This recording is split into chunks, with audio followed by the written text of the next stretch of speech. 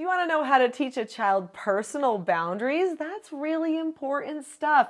I'm Nicholeen Peck, and I teach all over the world about parenting, good communication, and how to create a house united, all through the lens of the principle self-government. In this video, we're talking about boundaries.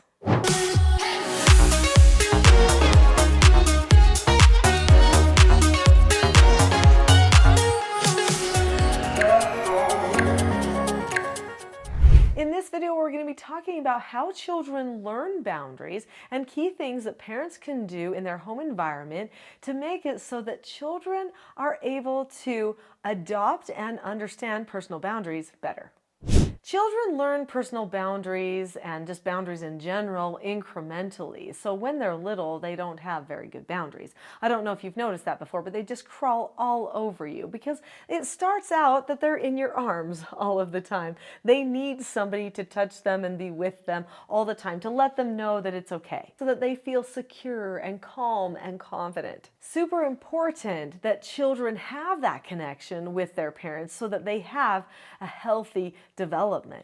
But over time, children start to cross into boundary lines and spaces that they shouldn't. So at first, parents have complete control over boundaries, but as they get a little bit older, the children start to test the boundaries. Can I do this? Can I do this? What if I jump off this? What would happen? What if I stuff this in my sister's face? You know, they do those types of things, not recognizing the dangers of crossing over those boundary lines. I remember one time I turned around and my toddler son had a pillow on his sister and he was pushing it down on her, and I was like, whoa, that's not okay. You know, like, could have smothered the sister had I turned around for too long. He had no idea that it would do that. He just thought it would be funny to put a pillow on his sister's face, who was a baby, and she was laying there and couldn't do a thing about it. I don't think that he didn't like his sister. In fact, they became the very best of friends.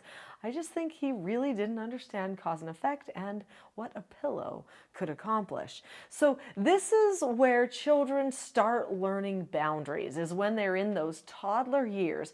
And it's important that parents very consistently and deliberately teach the boundaries again and again. It is a wise parent who nips as many things in the bud when the child is young. Because if they let some of those boundary lines get blurred, or they don't nip some of those things when they're young, the problem becomes exaggerated when they're older. In fact, the child will start to feel entitled. Then you have different behavioral problems on your hands. You have now more back talk, those types of things, because the child will start to push against the parent. The child has to learn that the parent gets to determine the boundaries and give them those no answers that keep them and everybody else safe. And the child has to learn to accept it. And they do that by using a very important skill. So what's this skill called? The skill is called accepting no answers.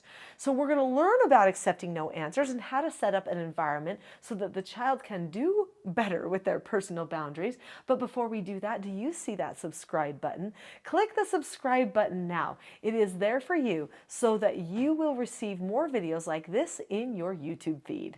So let's talk about accepting no answers. That is a vital skill because every single boundary is basically a line that says, no, don't cross over this. Don't touch them in the face.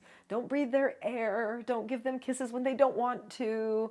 Don't take their toy. Those are all boundary lines that are essentially no. So if you can teach your child what a boundary is a line we don't cross over. It's a line that says no to us. And then we can teach them how to accept a no answer. Well, then we can solve the boundary problem. So I don't know if you see the stack of books here. These are books that I have written. Interesting, since I never thought I'd be a writer. But the most popular book is this one here, Parenting a House United. It talks about setting up the environment in your home where a person can learn self-government. And in there, I talk about 4 basic skills for success. So these books right here, these 4 children's books, each teach one of the 4 basic skills of self-government to children. This green book right here teaches accepting no answers and criticism. So that's your skill. Accepting no answers. Now let me just tell you something. It is the shortest of all of the skills to learn. So Following instructions has 5 steps, accepting consequences 6 steps, and accepting or disagreeing appropriately 7 steps. Accepting no answers is only 4 steps, but for most people it is the hardest skill, and it is because of the last step usually.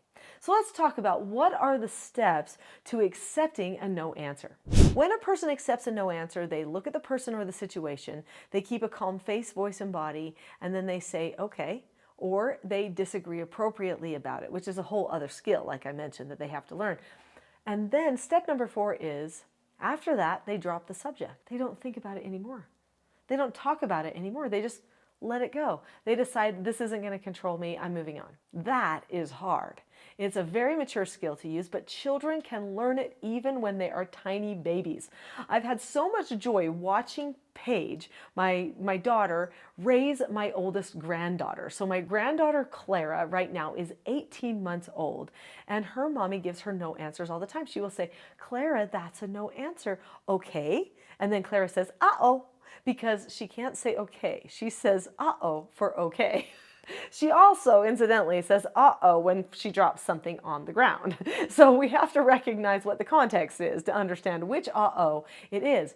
But her mommy will say, that's a no answer. No, Clara, you can't touch the outlet, the plug that's in the outlet. And so she'll say, okay.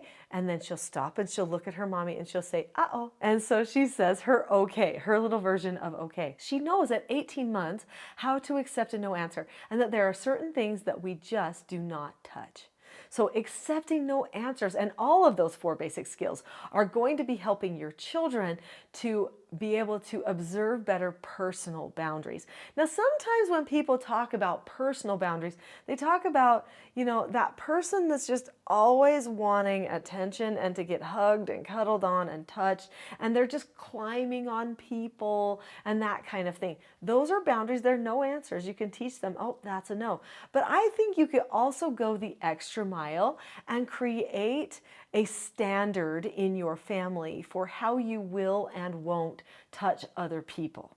That's what we had to do. I had some children who were big into physical touch. My oldest 2 love physical touch as part of their love languages. And I realized after a while they were just touching a little bit too much. Other people, even though they were aunts and uncles and cousins and good friends, we just can't be hugging everybody all the time, okay? And so I decided we needed to nip that, and we taught them how they could touch their friends, how they could touch their aunts and uncles, but also how they couldn't. And we just have to make those lines sometimes, Making a standard as a family is vital. In this book here, Parenting a House United, I talk about creating a family standard. The family standard has a whole bunch of no answers and instructions in it that help the family observe appropriate boundaries.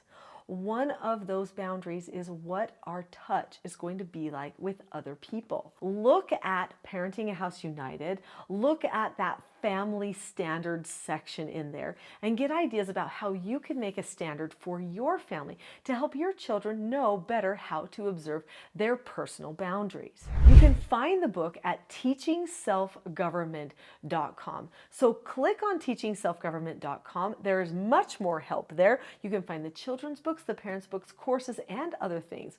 Go there today and start on the road to better boundaries at your house.